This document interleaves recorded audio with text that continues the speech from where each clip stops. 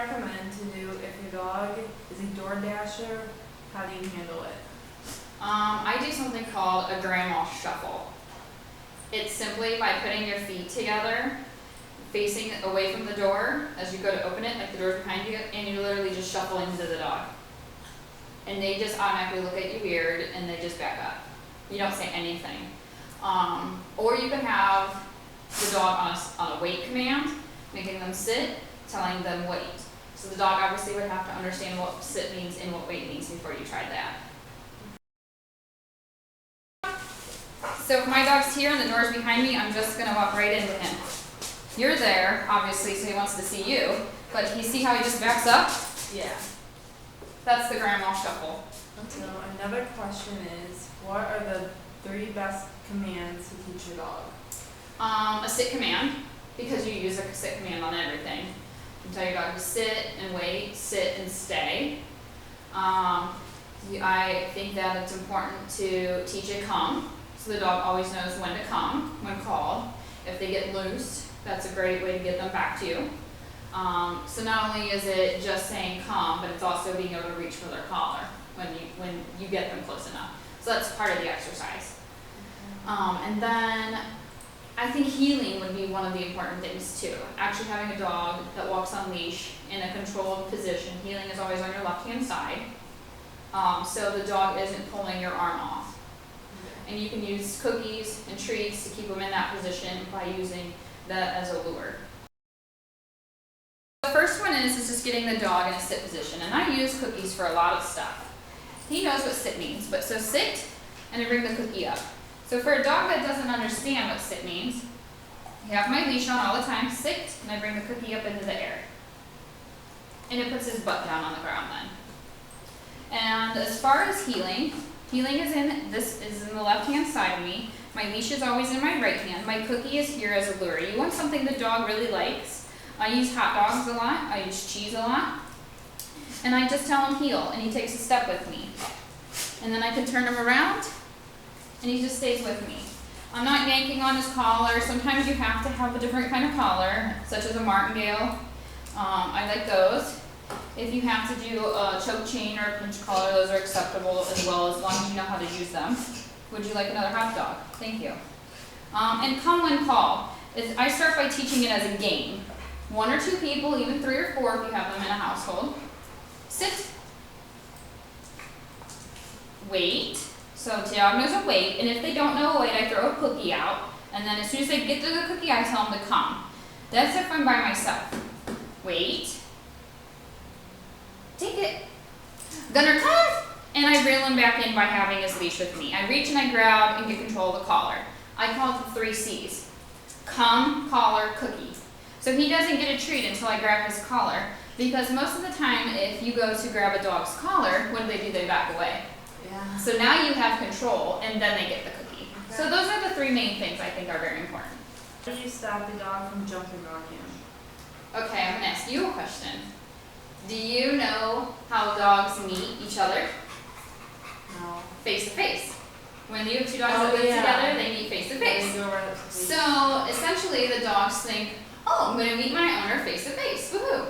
So they wanna get in our face. So I always come in, if your dog's crated, or if your dog is in a separate room, I always come in and take a few minutes, change my clothes, whatever I need to kind of take that craziness off the dog, because they're all hyper to see you. I don't come in and go, yay, I'm home, which most of us tend to do just because we want to see our dogs. So I always say, my dog wants to come up, he wants to be pet, I get control of his collar, and I say 4 on the floor. He has to have 4 paws on the floor to be pet. 4 on the floor is my rule. So if he goes to jump up, up, I use the command off, put him on the ground, and then I pet him. And he can be wiggly, look how crazy he's being, but my hands never leave the collar. He can wiggle all around. So, always gotta have a collar on the dog then for that exercise. If you have someone coming in your house, see, off, and 4 on the floor. If you have a guest coming over, you know they're coming over, I highly suggest putting the leash on and the collar on so you have more control. What do you recommend if the dog barks at everything? Okay, if you have a dog that barks at everything, they're probably bored in the house maybe. You're not paying attention to them. They can be barking at you. They could be barking at the squirrel outside. I teach teach what's called a quiet. There's a couple different ways. One, you can use a squirt bottle and squirt the dog in the mouth. So try with just water. And I say quiet with it. Because essentially everything that you do to a dog to correct them, you want to be able to take that away and just use the word. So you always pair everything up with a word. So I'll say quiet and then I'll squirt. Or you can just step up to bitter apple, or people who use Listerine, lemon juice, lime juice, any of those things. Gunner? The other thing is, come here, let's turn you around for a second. The other thing is if you have an obsessed barker, sit up. You can take, if you try to take your own head and you try to talk like this, it's really hard, it's difficult, because you cut your airway off a little bit. It's not gone, obviously, but you cut it down. So you just gently take a dog's head and tip it down to their chest, which also does the same thing to them, so they're not getting as much airflow all at once, and it kind of makes them think about what they're doing. Oh, it can't talk easily. Oh, it can't bark. So I teach that. Also, I've had people teach their dogs to go lay on a mat when a doorbell rings.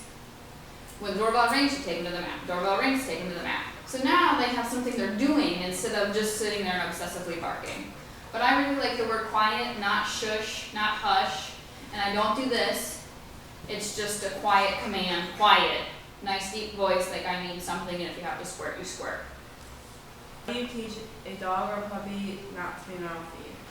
Okay, so I always, when you have a puppy, the one thing you always want to do is you always tend to play with the dog. Oh, puppy, puppy, puppy. Well, you're teaching it bad manners.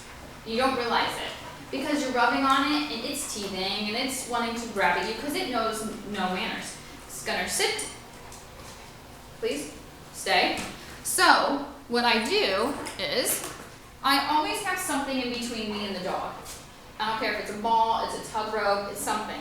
So, kids and husbands, no offense men, are notorious for playing with their hands. They like to roughhouse with their big bad dogs, you know. But, we play tug. And say we're playing tug, oh, get your toy, get your toy, get your toy. And he goes, chomp, and gets me, the toy goes away. We're done playing. We're done with our game, it's over. So then I just move on to something else. The other thing is the dog has to have, when you are not engaged in it, your dog has to have something to chew on that they're allowed to. Whether it's a nylabone or a beef bone, or, you know, some people give soup bones.